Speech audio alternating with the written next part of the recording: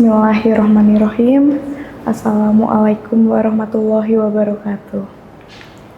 Alhamdulillah, dengan limpahan rahmat dan karunia-Nya kita dapat diberikan kesempatan bertemu pada bulan suci Ramadan ini. Marilah kita panjatkan puji syukur kehadirat Allah Subhanahu wa Ta'ala yang telah memberikan kita nikmat iman, nikmat Islam, dan kesehatan. Tak lupa sholawat serta salam, marilah kita panjatkan kepada junjungan Nabi besar kita, Nabi Muhammad SAW, yang telah menurunkan ajaran Islam kepada umatnya hingga akhir zaman. Sahabat RSAW, Alhamdulillah kita telah diberikan kesempatan untuk bertemu lagi pada bulan suci Ramadan yang penuh berkah ini. Semoga amal dan ibadah selama bulan Ramadan kita dapat diterima oleh Allah Subhanahu wa Ta'ala.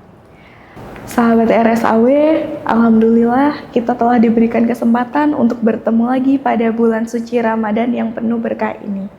Semoga amal dan ibadah kita senantiasa diterima oleh Allah Subhanahu wa Ta'ala. Sahabat, salah satu kebiasaan buruk yang sulit dihindari oleh semua orang adalah menggosip atau membicarakan orang lain. Berhati-hatilah dalam memulai obrolan. Mungkin awal mulai rasanya asyik, tapi berujung menggosip atau membicarakan keburukan bahkan aib orang lain. Nauzubillah min dzalik. Lantas, bagaimana hukum menggosip saat berpuasa? Padahal seharusnya pada bulan Ramadan yang penuh berkah ini, kita jadikan momentum yang baik untuk mengumpulkan ibadah oleh seorang muslim yang mendapatkan keberkahan dari Allah Subhanahu wa Ta'ala. Mungkin sebagian orang tanpa sadar akan mudah membicarakan keburukan orang lain. Tanpa sadar pula hal ini akan mengganggu ibadah puasa kita. Perlu diketahui, dalam Al-Quran, perbuatan gosip dianggap sebagai tindakan yang keji. Bahkan, gosip diibaratkan dengan memakan daging saudara sendiri. Buruknya, perbuatan menggosip dianggap sebagai perilaku yang menjijikan. Menurut firman Allah Subhanahu wa Ta'ala tentang perbuatan menggosip. Buruknya, perbuatan menggosip dianggap sebagai perilaku yang menjijikan. Berikut firman Allah Subhanahu wa Ta'ala tentang perbuatan menggosip. Allah Subhanahu wa Ta'ala berfirman dalam surat Al-Hujurat ayat 12. Adakah seorang di antara kalian yang suka memakan daging saudaranya yang sudah mati? Maka tentulah kalian merasa jijik kepadanya. Dan bertakwalah kepada Allah. Sungguh Allah Maha Penerima Taubat lagi Maha Penyayang. Lalu bagaimana hukum bergosip saat berpuasa? Syekh Zainuddin Ahmad bin Abdul Aziz Al-Maibari, seorang pakar fikih dari India dan penulis kitab Fathul Mu'in, menyebutkan pahala puasa akan sirna karena perbuatan menggosip. Dengan menggosip, orang berpuasa hanya akan mendapatkan lapar, dahaga, dan beban saja. Di antaranya, hal-hal yang sangat disunahkan bagi orang yang berpuasa adalah mencegah mulut dari setiap ucapan yang diharamkan seperti berbohong, menggosip, dan mengumpat. Sebab semua itu melebur pahala puasa sebagaimana dijelaskan secara terang-terangan oleh para ulama. Ditunjukkan oleh hadis-hadis sahih, disampaikan secara nas atau jelas tanpa bisa dipahami dengan maksud lain oleh Imam Asy-Syafi'i dan para asyabnya. Dan ditetapkan oleh Imam An-Nawawi dalam kitab Al-Majmu'. Selanjutnya, siapa saja yang tidak meninggalkan ucapan yang batil, termasuk menggosip, melakukan kebatilan dan kebodohan, maka tidak ada hajat Allah dalam puasa yang dilakukannya dengan meninggalkan makan dan minumnya.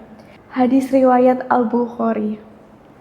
Lalu bagaimana agar puasa kita diterima? Lantas, apakah dosa kita yang menggosip dapat diampuni oleh Allah Subhanahu wa Ta'ala? Bagaimana agar puasa kita dapat diterima? Salah satu cara agar kesalahan kita dapat diampuni adalah dengan cara bertaubat. Ada beberapa cara bertaubat yang bisa kita lakukan dengan berbagai ketentuan. Merujuk Syekh Muhammad bin Salim Babasil dalam kitab Is'adul Rafiq, cara tobat dari dosa menggosip adalah dengan melakukan 4 hal. Di antaranya yaitu 1. Menyesali gosip yang telah dilakukan. Yang kedua, segera menghentikan perbuatan menggosip pada saat itu juga. Yang ketiga, berketetapan hati atau bertekad bulat tidak akan mengulanginya lagi. Yang keempat, meminta kerelaan dari orang yang digosipin secara langsung. Perlu diketahui untuk yang poin keempat ini bersifat kondisional, karena ada 2 kemungkinan yang akan terjadi. Yang pertama, pelaku gosip harus jujur dan menjelaskan secara detail atas gosipnya dan dengan siapa saja ia menggosipkannya.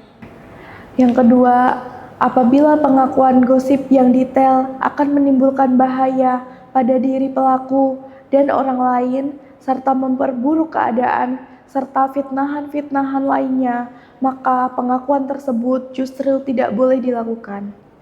Marilah kita berdoa agar Allah senantiasa menjaga diri kita, lisan kita, hawa nafsu kita, untuk membicarakan orang lain dapat dihindarkan.